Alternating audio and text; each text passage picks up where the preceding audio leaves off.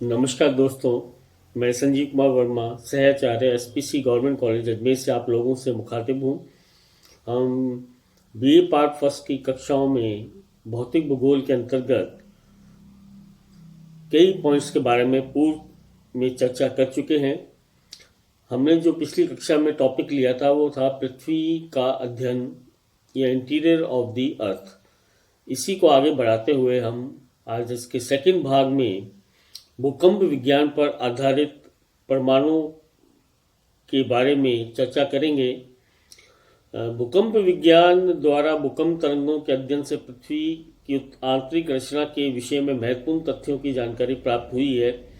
इस विषय में मोहोरोविसिस 1909 द्वारा सर्वप्रथम सराहनीय प्रयास किए गए।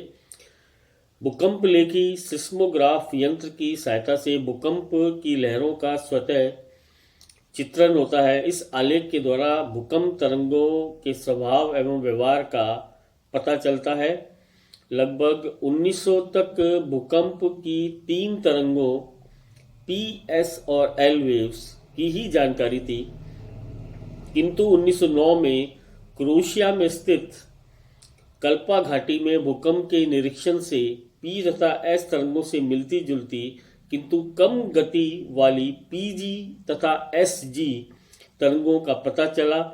1923 में टॉर्न महोदय ने भूकंप के विश्लेषण से एस स्टार, पी स्टार नामक मध्यम गति वाली नवीन भूकंप तरंगों को बताया। अनेक अर्थों में भूकंपीय तरंगें प्रकाश की तरंगों की भांति ही होती हैं तथा उनके मार्ग प्रकाश विज्ञान ऑप्टिक्स के नियमों का पालन करते हैं। भूकंपीय तरंगें प्रकाश तरंगों की भांति किसी समान पिंड होमोजीनियस बॉडी में सीधी रेखा में गति करती हैं, किंतु यदि उनके मार्ग में भिन्न पदार्थ का कोई क्षेत्र आ जाता है तो उसकी सीमा पर वह परावर्तित, रिफ्लेक्शन या अपवर्तित, रिफ्रैक्टेड हो जाती हैं। उदाहरणार्थ, प्रकाश मोल्टन अवस्था में है, ये मंद गति क्षेत्र दुर्बलता मंडल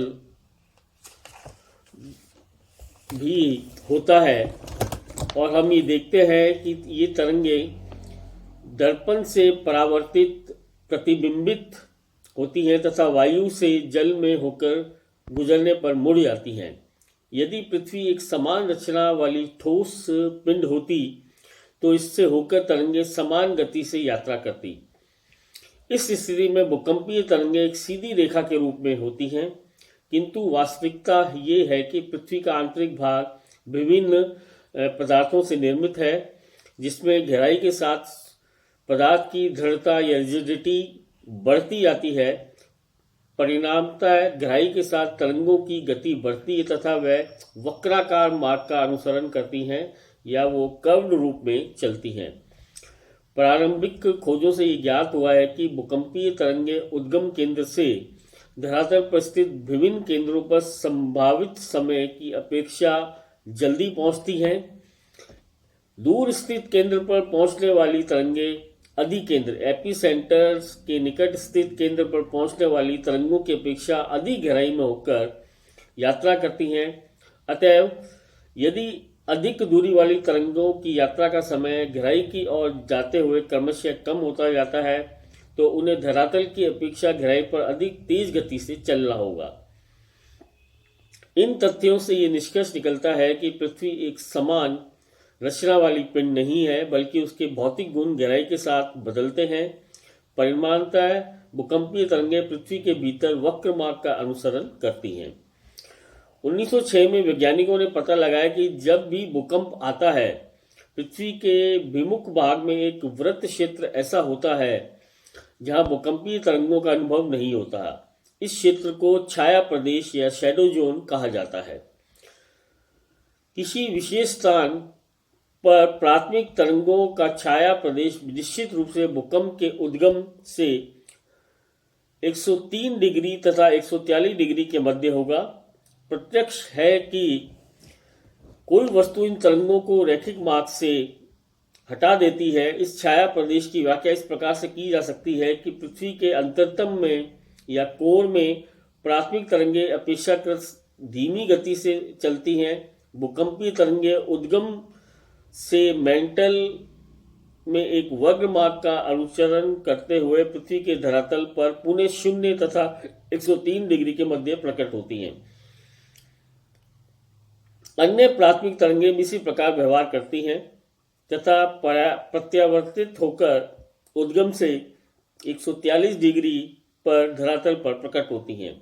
इस प्रकार अंतरतम कोर तथा मेंटल के मध्य की सीमा पर होने वाले अपवर्तन रिफ्रैक्शन के कारण पृथ्वी के धरातल के एक भाग में प्राथमिक तरंगे छाया प्रदेश उत्पन्न होता है। ये ऐसा क्षेत्र होता है जहाँ प्राथमिक तरंगे नहीं पहुंचती। ये छाया प्रदेश एक पट्टी के रूप में ग्रह के आर पार विस्तृत है। 1914 में जर्मन भूगोलवेत्ता सिस्मोलॉजिस्ट बेनो गुटेनबर्ग ने परिकलित किया कि अंतरतम 2900 किलोमीटर की गहराई पर स्थित है। बाद की खोजों द्वारा विश्वसनीय आंकड़ों द्वारा सिद्ध हुआ कि गुटेनबर्ग का मूल अनुमान एकदम सही था। इससे एक ठोस अंतरतम की उपस्थिति सूचित होती है जो गहराई पर प्राथमिक तरंगों को अपने मार्ग से हटा देता है। गौण तरंगों पर अंतरतम का और भी गहरा प्रभाव पड़ता है, किंतु इस प्रभाव की व्याख्या परावर्तन तथा अपवर्तन द्वारा संभव नहीं है।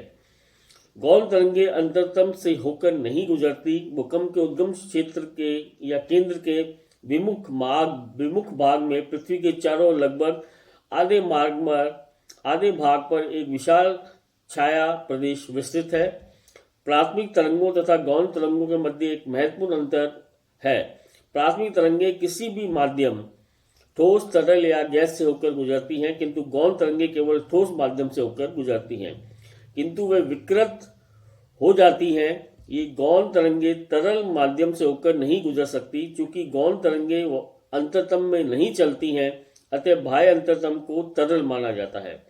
धरातलीय तरंगे महाद्वीपों की अपेक्षा सागरीय तल के नीचे तेजी से चलती हैं, जिससे ये सूचित होता है कि महासागरीय तल भारी या सघन पदार्थों से निर्मित है।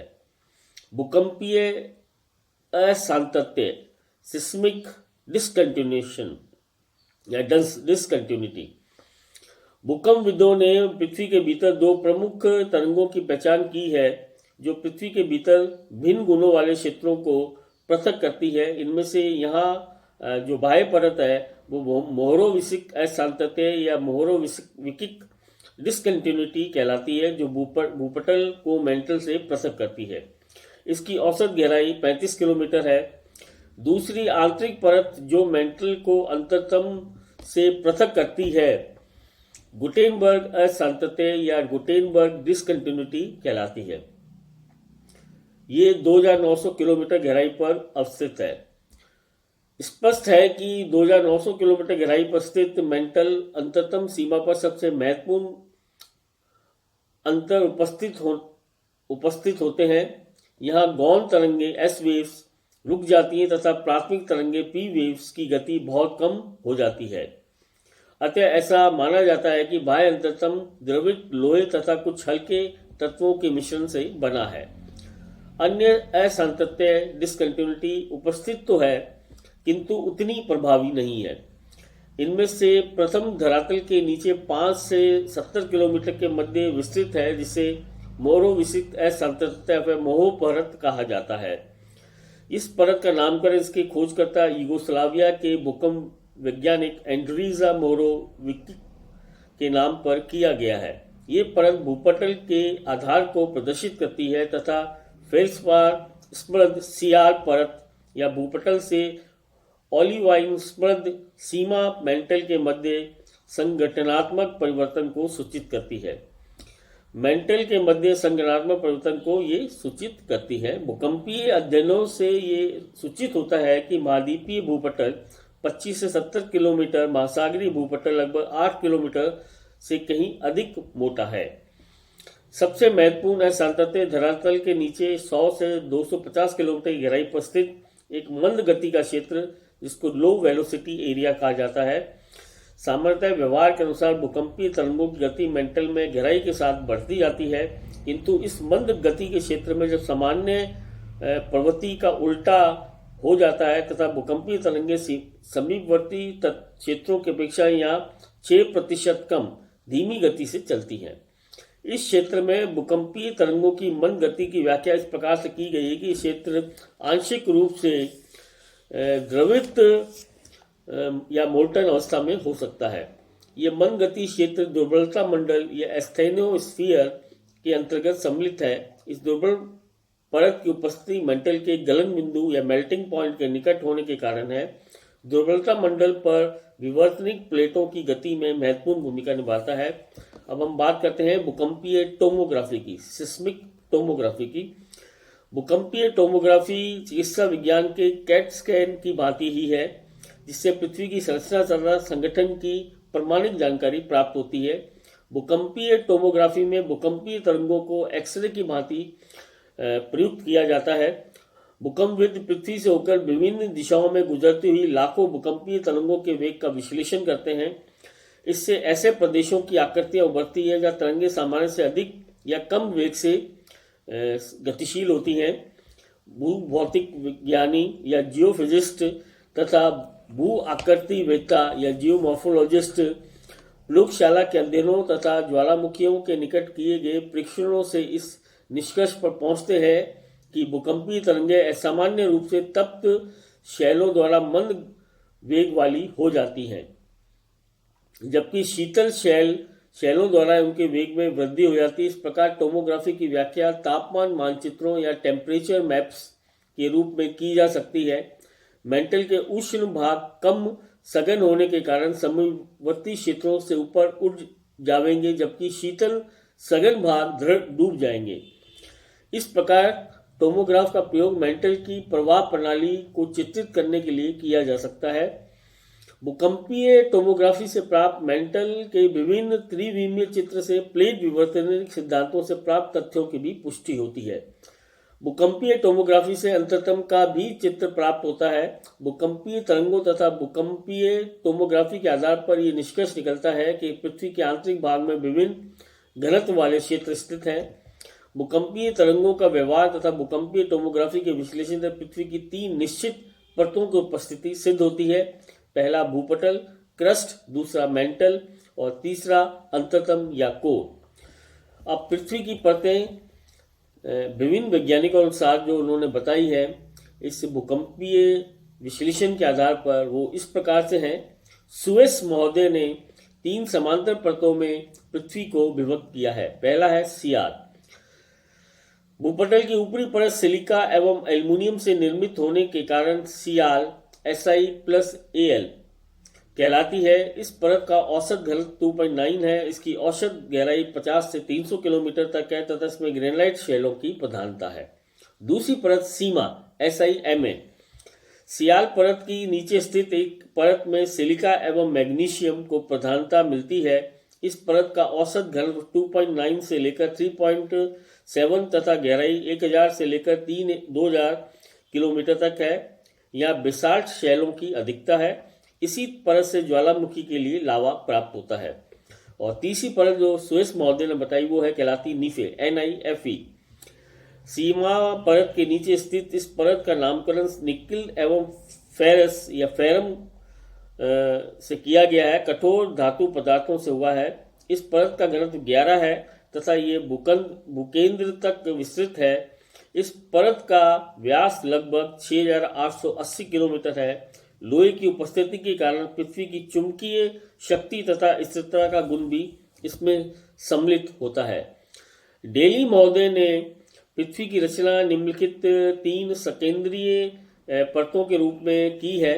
पहली उन्होंने इसको बताया आउटर जोन या बाह्य परत। ये पृथ्वी की बाह्य परत है। इसकी रचना सिलिकेट पदार्थों से हुई है। इसका औसत घनत्व 3 है तथा ये 1600 किलोमीटर तक की मोटी परत है। दूसरी उन्होंने मध्यवर्ती परत या इंटरमीडिएट जोन बताया। बाह्य परत के नीचे स्थित परत की रचना लोहे तथा सिलिकेट से हुई है, अतः यह अधिक सघन 4.5 से लेकर 9 के बीच में इसका घनत्व पाया जाता है। इसकी मोटाई 1280 किलोमीटर है। और लास्ट जो केंद्रीय भाग है वो कहलाता है सेंट्रल जोन। मध्यवर्ती परत के नीचे ये परत ठोस लोहे से निर्मित है। इसका घनत्व 11.6 तथा व्यास 7 या 40 किलोमीटर है। भूकंपीय तरंगों के साक्ष्य के आधार पर जेफ्रे ने पृथ्वी की रचना 4 परतों के रूप में की है।